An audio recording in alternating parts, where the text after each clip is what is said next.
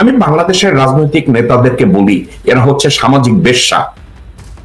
কারণ এদের কোনো শিক্ষা নাই, এদের শিক্ষা থাকলেও তার কোনো মর্যাদা নাই, এদের কোনো দূরদর্শিতা নাই, এদের ভিতরে কোনো নীতিবোধ নাই, এদের ভিতরে সততা নাই, এদের ভিতরে দেশপ্রেম নাই।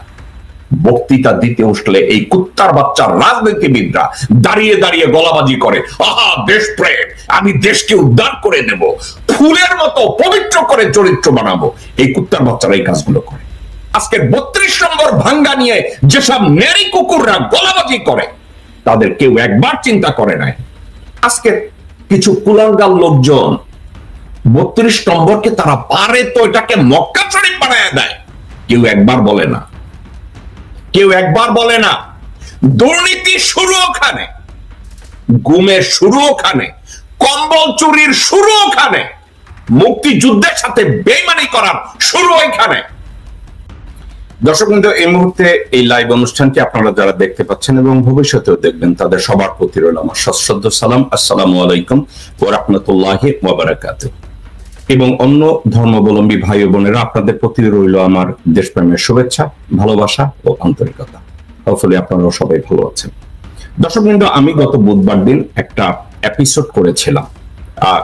The episode was related to lieutenant colonel Aziz Pasha, Afsana Pasha, major Bazlul Huda, এবং আমি কথা বলছিলাম মিসেস পাশা, ওনার নাম মাহফুজা পাশা, ওনাকে আমরা সবাই লিজা আহমেদ নামে জানি। ওনার সাথে আমি কথা বলেছিলাম এবং আমি বলেছিলাম যে এই একটা পরিবার, দ্যাট আজিজ পাশা, আফসানা পাশা, মেজর হুদা, এরা ছিল ভারত, হাসিনা শেখ এবং মুজিব শেখ পরিবারের নির্মম জিঘাংসার বলি।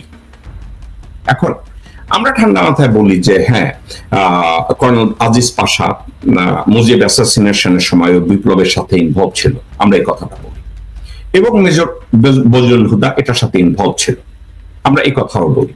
কিন্তু সাবজেক্টটা হলো এই টোটাল এপিসোড, যে এপিসোডটা নিয়ে আমি কথা বলছি, সেখানে 2% did not play any role. দুজন মানুষ এই বিপ্লবের সাথে কোনো রোল প্লে করে নাই, but they became victim. Number 1। Number 2, এই দুইজন ব্যক্তি কে? একজন কর্নেল আজিজ পাশার নিজের মেয়ে আফসানা পাশা, তার ডাক নাম ছিল লীরা। এবং খুবই মর্মান্তিক এবং কষ্টের কথা, এই কর্নেল পাশা উনি যদি অন্যায় করে থাকেন, বাংলাদেশের সংবিধান অনুযায়ী তার একটা ডিউ প্রসেস আছে, তার সুবিচার পাওয়ার সাংবিধানিক অধিকার ছিল, সেটা তাকে দেওয়া হয়নি। মেজর বজলুল হুদা, তা due process given by constitution, তাকে ওই সুযোগটা দেওয়া হয়নি। গেল এই দুই ব্যক্তি। এখন মেজর হুদার মা, গর্ভধারিণী মা, সেই বিপ্লবের সাথে ইনভলভ ছিল না, কিন্তু গর্বে ধরেছে এক মহান মুক্তিযোদ্ধাকে, মহান বিপ্লবীকে। তার কোনো অন্যায় ছিল না। তার বাড়িকে তছনছ করা হয়েছে, তার বাড়িকে ধ্বংস করা হয়েছে। আজকের 32 নম্বর ভাঙ্গা নিয়ে যেসব নেরি কুকুররা গলাবাজি করে তাদের কেউ একবার চিন্তা করে নাই মেজর হুদার মাকে বাড়ির থেকে, বাড়ি ভেঙে তছনছ করে বাড়ির থেকে বের করে দেওয়া হয়েছে। কেউ কথা বলে না। আজকে 32 নম্বর নিয়ে গলাবাজি করে, 32 নম্বর নিয়ে জাইঙ্গা খুইলা তারপরে শাহবাগে চিল্লায়। কিন্তু মেজর হুদার মা, এই মমতাময়ী মাকে বাড়ি ঘর ভেঙে তছনছ করে, জাহান্নাম করে, শারীরিক ভাবে আঘাত করে, মানসিক ভাবে আঘাত করে তাকে ঘর থেকে বের করে দেওয়া হয়েছে। দর্শকবৃন্দ, এই সাবজেক্টগুলো যদি একের পর এক আমি চিন্তা করতে থাকি, আমাদের বাংলাদেশিদের ইমোশনকে আমি ব্যালেন্স করতে পারি না, ইমোশনকে আমি জাস্টিফাই করতে পারি না। আজকে কিছু কুলাঙ্গাল লোকজন 32 নম্বরকে তারা পারে তো এটাকে মক্কা শরীফ বানায় দেয়। কেউ একবার বলে না, কেউ একবার বলে না দুর্নীতি শুরু ওখানে, গুমের শুরু ওখানে, কম্বল চুরির শুরু ওখানে, মুক্তিযুদ্ধের সাথে বেইমানি করার শুরু ওইখানে। একবারও বলে না। আজকের ওটা ভাঙ্গা নিয়ে গলাবাজি শুনি। কিন্তু আমি আজকের যে পরিবারটাকে নিয়ে কথা বলছি, এই পরিবারের নিরপরাধ মানুষগুলো তো কোনো অন্যায় করে নাই। এবং 1975 সালের 15ই আগস্ট যে বিপ্লবটা হয়েছে, এখন পর্যন্ত আমরা কন্ট্রোল করতে পারি নাই whether it was a revolution, whether it was a crimes, or whether it was an act by couple of indisciplined officer of Bangladesh Army. আমি বাংলাদেশের রাজনৈতিক নেতাদেরকে বলি এরা হচ্ছে সামাজিক বেশ্যা। কারণ এদের কোনো শিক্ষা নাই, এদের শিক্ষা থাকলেও তার কোনো মর্যাদা নাই, এদের কোনো দূরদর্শিতা নাই, এদের ভিতরে কোনো নীতিবোধ নাই, এদের ভিতরে সততা নাই, এদের ভিতরে দেশপ্রেম নাই। কিন্তু এরা সব কথাই বলে। বক্তৃতা দিতে উঠলে এই কুত্তার বাচ্চার রাজনীতিবিদরা দাঁড়িয়ে দাঁড়িয়ে গলাবাজি করে, আহা দেশপ্রেম, আমি দেশকে উদ্ধার করে দেব, ফুলের মতো পবিত্র করে চরিত্র বানাবো। এই কুত্তার বাচ্চারা এই কাজগুলো করে। গত 53 বছরে পররাষ্ট্র নীতিতে ফেল করেছে, বাণিজ্য নীতিতে ফেল করেছে, শিল্প নীতিতে ফেল করেছে, শিক্ষা নীতিতে ফেল করেছে, ইলেকশন কমিশন তৈরিতে ফেল করেছে। এই কুত্তার বাচ্চারা পাশ করেছে কোন জায়গাটায়?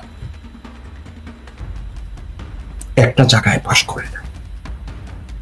যখন বিশ্ব বরেণ্য নোবেল বিজয়ী ডক্টর মোহাম্মদ ইউনূস বললেন, আসুন সবাই মিলে সংস্কার করি, ওনার সামনে গিয়ে এক কথা বলে, পিছনে গিয়ে আর এক কথা বলে। এই শুয়ারের বাচ্চারা সূর্য উঠছে না নিচে গেছে এর কোন উত্তর দক্ষিণ নাই। কেউ যদি তাদেরকে জিজ্ঞাসা করে তোমার মহান রবকে, এই কুত্তার বাচ্চাদের অনেকে ভারতের অশোক স্তম্ভের কথা চিন্তা করে। তাদেরকে যদি জিজ্ঞাসা করে তোমাদের মহানবীর নাম কি, এই কুত্তার বাচ্চারা মোদির চেহারা কল্পনা করে, হাসিনার চেহারা কল্পনা করে, মুজিব শেখের চেহারা কল্পনা করে। অথচ শুক্রবার আসলে বলে জুমার নামাজ পড়তেছে, সন্ধ্যা 7টা বাজলে বলে ইফতারি করতে যায়।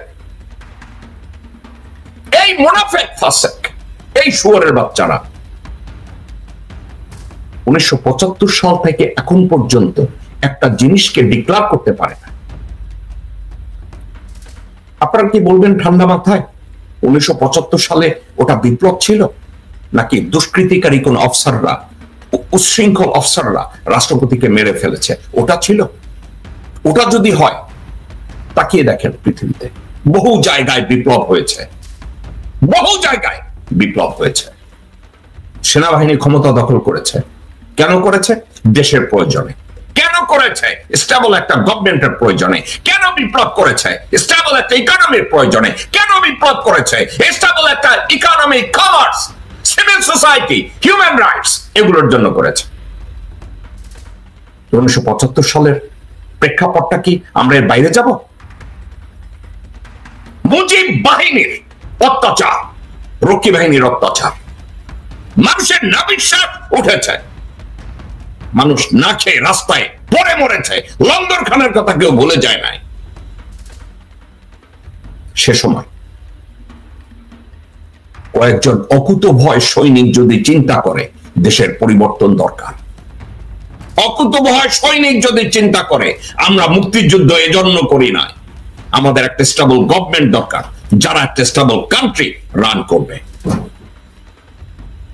আমি জ্যাকব মিল্টন তখন ছোট ছিলাম, কিন্তু সার্বিক বিবেচনা আমি যদি করি, হাসিনাকে যেভাবে লাথি মেরে ওখান থেকে বের করা হয়েছে, বেটি পালিয়েছে, এর চেয়ে প্রেক্ষাপট কোন অংশে ভালো ছিল না। Therefore, যদি কোনো ব্যক্তি বলে 1975 সালে এটা বিপ্লব ছিল না, উচ্ছৃঙ্খল অফিসারদের, আমি তাদেরকে উলঙ্গ করে জিপিওর সামনে ঝুলানোর পক্ষে।